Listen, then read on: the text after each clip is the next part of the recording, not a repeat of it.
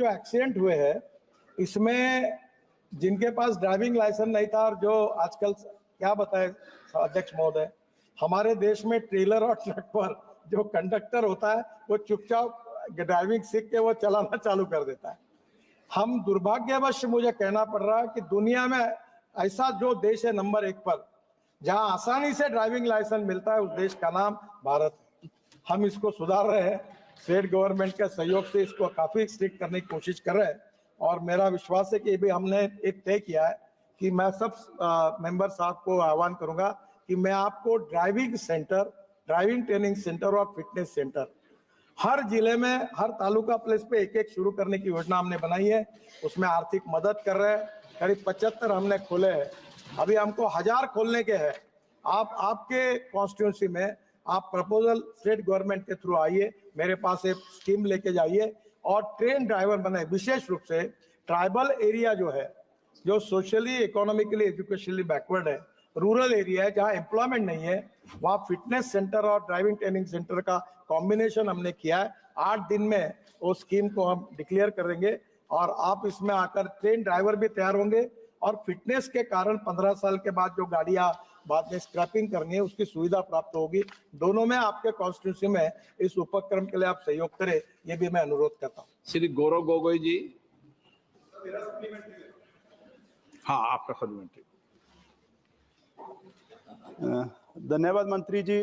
Sir, मैं माननीय मंत्री जी से पूछना चाहता हूं कि जैसे जो विकसित देश है, जैसे जापान है, स्वीडन है, ऑस्ट्रेलिया है, तो उन्होंने कि 0 डेथ्स इन रोड एक्सीडेंट्स कोई टाइमलाइन तय कर दी है।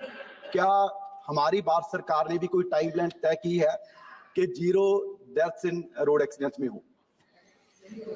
इस कंट्री में सम्माननीय स्पीकर महोदय, मैं उनकी भावना को समझता हूं और मैंने 11 साल हुए इस मिनिस्ट्री में। स्वीडन ने 0 किया है, नो एक्सीडेंट। बहुत से देशों ने रिकॉर्ड किया। मैं जब वर्ल्ड कॉन्फ्रेंस में जाता हूं तो मुंह छुपाता हूं, क्योंकि सबसे गंदा रिकॉर्ड अगर वर्ल्ड में किसी का है तो हमारे देश का है। और मैं आपको बहुत ट्रांसपेरेंट हूं, इसलिए सीधी बात बता देता हूं कि मैंने ये कहा था कि 2024 समाप्त होने के पहले 50% डेथ और एक्सीडेंट हम कम करेंगे। कम तो हुए नहीं, उल्टा एक्सीडेंट और बढ़ गए। और ये एक ही सब्जेक्ट है कि जिसमें हमारे डिपार्टमेंट को सफलता नहीं मिली। उसके वेरियस रीजंस है। मैं आपको यही बताता हूँ कि जब तक समाज का सहयोग नहीं मिलेगा, ह्यूमन बिहेवियर नहीं बदलेगा, कानून के प्रति सम्मान पैदा नहीं होगा, तब तक ये मुश्किलें है। आप सबके सहयोग से पहला तो टारगेट हमारा फेल हो गया और उसको स्वीकार करने में मुझे कोई संकोच नहीं है, क्योंकि सच्चाई है। पर इसके बाद फिर हम तेजी से और काम को लगे। आपके सहयोग से हम निश्चित रूप से आगे कोई टारगेट तो तय नहीं किया, पर कम करने की लगातार कोशिश करते हैं। और मैं इसलिए संवेदनशील हूँ कि मैं एक एक्सीडेंट का भुक्तभोगी हूँ। मैं लीडर ऑफ अपोजिशन था महाराष्ट्र में, विधानमंडल में, और पुलिस प्रोटेक्शन में पुलिस की सायरन वाली कार के साथ मेरे ड्राइवर को कैटरैक्ट था। मेरी पत्नी, मेरा बेटा और बेटी पूरे ट्रक के नीचे चले गए। वो टायर के कारण जो पीछे लटकता है उसके कारण जान बची है और मैंने 2 साल में हॉस्पिटल में था। तो मैं इसके प्रति तो बहुत ही ज्यादा संवेदनशील हूँ। पर दुर्भाग्यवश बहुत कोशिश करने के बाद भी जो कम ही है तो हुई नहीं, उल्टी बढ़ी है। ये चिंता का विषय है। आप सबके सहयोग से इस उद्देश्य को पूरा करने की कोशिश करेंगे। धन्यवाद धन्यवाद धन्यवाद अध्यक्ष महोदय। प्रश्नकाल के समय चंद ही एक मंत्री हैं जो अगर समय भी ले तो हमें कोई आरोप नहीं, हमें कोई मुश्किल नहीं, क्योंकि पूरी जो आपकी बात होती है सकारात्मक होती है। रोड एक्सीडेंट्स के मामले में आपके उत्तर में विवरण है कि असम में लगभग 27,000 एक्सीडेंट्स हुए हैं और ज्यादातर एक्सीडेंट्स उसी चीज के कारण हुआ जिसमें आपने अपने खुद का उदाहरण दिया कि ये ट्रक ओवरलोड होके आते हैं, बड़ी स्पीड में जाते हैं और रात के समय जब फॉग, और विशेष रूप से अब जो फॉगी कंडीशंस होते हैं शीतकालीन समय में, वो रात के या सुबह के 1 बजे 4 बजे जब जाते हैं, तो क्या आपके मंत्रालय क्या कर सकते हैं इस संदर्भ में? क्या जो लाइटिंग के संदर्भ में क्या हाईवे कॉन्ट्रैक्टर्स अलग अलग जगह पे लाइटिंग डाल सकते हैं?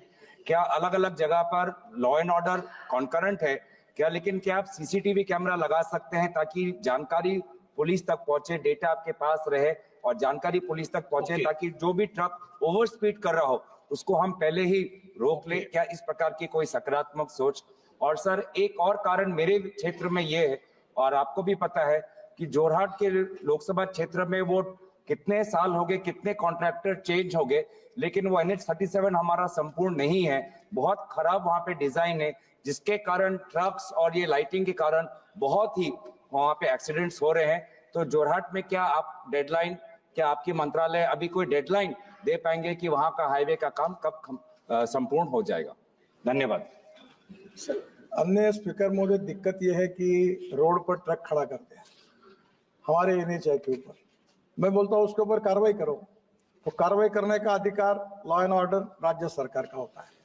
अभी हमने एक इससे तंग आकर एक नया टेक्नोलॉजी करके नियम लगाया कि अब ऑटोमेटिक एक्सल जो है उसमें वेट मैनेजमेंट सिस्टम हमने तैयार किया है और ट्रक के ऊपर लिख के आएगा कि वजन कितना डाला हुआ है, ताकि आप इतने लोगों पर, मैं बोल नहीं सकता आपको इसमें क्या क्या होता है, तो इसलिए मुझे लगता है कि ये भी होगा। और जोरहाट झांझी, ये आपका विषय है, मैं भी इसकी 10-12 मीटिंग ले चुका हूँ, चीफ मिनिस्टर भी परसों आए, वो भी कह रहे थे। अब लगभग फरवरी 2025 तक ये काम पूरा होगा और अब नया कॉन्ट्रैक्टर ने दिया है और अब काम गति से चल रहा है, पर फरवरी 2025 को वो पूरा होगा। और ये जो कैमरे हैं ये हमने लगाए हैं, और अभी हमने किया है कि हमारे पास खाली जगह पड़ी थी, तो हमने एक हम सफर करके योजना चालू की है, जहाँ पेट्रोल डीजल गैस स्टेशन होगा और वहीं बाजू में एक छोटा रेस्टोरेंट ढाबा भी होगा और कम से कम 10 ट्रक और 15-20 कार का पार्किंग होगा और वो छोटे जगह पर एक वॉशरूम टॉयलेट्स भी होंगे और उसमें ट्रक वगैरह अंदर जाके जाएंगे। जो रोड पर पार्किंग करते हैं ये एक प्रॉब्लम। दूसरा प्रॉब्लम हाई स्पीड, ये प्रॉब्लम नहीं है, पूरे वर्ल्ड में हाई स्पीड चलती है। प्रॉब्लम वो है हाई स्पीड नहीं करना चाहिए, उसमें दो मत है, पर प्रॉब्लम लेन डिसिप्लिन का है। और लेन डिसिप्लिन में ये इधर से उधर ट्रक वाला लेन बदलता है और स्कूटर वाले उसके अंदर घुसते हैं, तो वो नीचे में गाड़ी और स्कूटर वाले उसमें जाते हैं। तो लेन डिसिप्लिन का पालन करना, इसके लिए अभी कुछ जगह कैमरे शहरों में लगे हैं, फाइन भी लगने लगे हैं बहुत। मुझे भी फाइन लगा, 2 बार भरना पड़ा मेरे कार को मुंबई में, तो ये अभी वो कैमरा में आता है, अब लोग उसकी भी तकरार कर रहे हैं। तो प्रॉब्लम ये है कि ये जितना इंटेलिजेंट ट्रैफिक सिस्टम है वो करेंगे और उसके साथ साथ मन में ह्यूमन बिहेवियर जब तक नहीं बदलेगा। अब पूरे फिल्म स्टार अमिताभ बच्चन हर साल अभी कार्यक्रम है, सबकी मदद कर रहे हैं, क्रिकेटर की मदद ले रहे हैं, सेलिब्रिटीज को ले रहे हैं, स्कूल में कार्यक्रम कर रहे हैं। मैं आपको आह्वान करता हूं कि आपके एरिया में स्कूल के बड़े बड़े कार्यक्रम करिए, हमारे डिपार्टमेंट आपको सहयोग करेगा, एजुकेशन इंस्टीट्यूशन, यूनिवर्सिटीज, ताकि हम रूल्स ऑफ द रोड के बारे में हम लोग उसका पालन करेंगे, वायोलेशन नहीं करेंगे। अब मेरे सामने एक लाइट सिग्नल लगने के बाद गाड़ी घुस जाती बीच में, वो आई और दूसरे ने डैश मार, मैंने आंखों से देखा। इतनी जल्दी क्यों करते हो? रेड सिग्नल लगा तो रुक जाओ ना। ये छोटी छोटी बातें जो है ये आपके सबके सोसाइटी के ऑल स्टेक होल्डर्स के सहयोग के बिना नहीं होगा। मैं आपको एक बात बताता हूँ, विदेश जाते हैं, मैं चॉकलेट खाता हूँ तो मैं नेचुरली वो अपने जेब में रखता हूँ और हिंदुस्तान में खिड़की से फेंक देते। अब प्रॉब्लम ये है कि हमें बदलना पड़ेगा और छोटे बच्चों के लिए कोर्सेस लगा है, कैंपेन चल रही है। वैसे आप लोग भी आपके कॉन्स्टिट्यूशन में इसकी मदद करिए। बस बॉडी कोड, ये एक मेरे से गलती हुई। हर बार ये हथौड़ा लेके रोड पर खड़े होकर बस बॉडी बनाते थे और मैं जब करता था तो मेरे पर गरीब लोग हम बेकार हो जाएंगे, ये लुधियाना, पंजाब, इंदौर, हर बार का गरीबों का कैसा होगा, मैं हर बार उनको एक्सटेंशन देता था। हमारे समृद्धि महामार्ग पर एक प्राइवेट बस पूरी तरह एक्सीडेंट हो गया, जल गई और 45 लोग जल के मर गए। जब यह बात देखी तो मुझे लगा कि ये तो अपनी गलती है। अब हमने इंटरनेशनल स्टैंडर्ड का बस कोड 24 से लागू कर दिया है। इसके बाद हिंदुस्तान में हर बस ये इंटरनेशनल स्टैंडर्ड के सेफ्टी के माध्यम से होगी।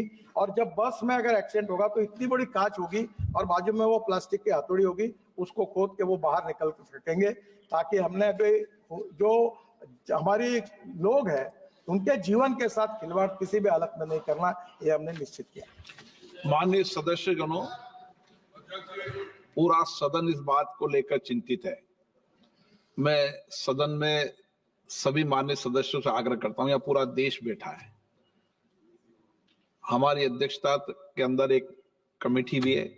हमको गंभीर प्रयास करना चाहिए कि हम सड़क दुर्घटनाओं को रोकने में कामयाब हो सके, और इसके लिए जब तक हम समाज में जागृति नहीं करेंगे, विशेष रूप से नौजवानों को इस गंभीर दुर्घटनाओं के बारे में नहीं बताएंगे, जब तक हम दुर्घटनाओं को कमी नहीं कर पाएंगे।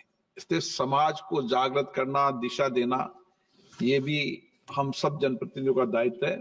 मुझे आशा है कि हम सामूहिक और गंभीर प्रयास कर सड़क दुर्घटनाओं में कमी करने के संकल्प के साथ अपनी बात को समाप्त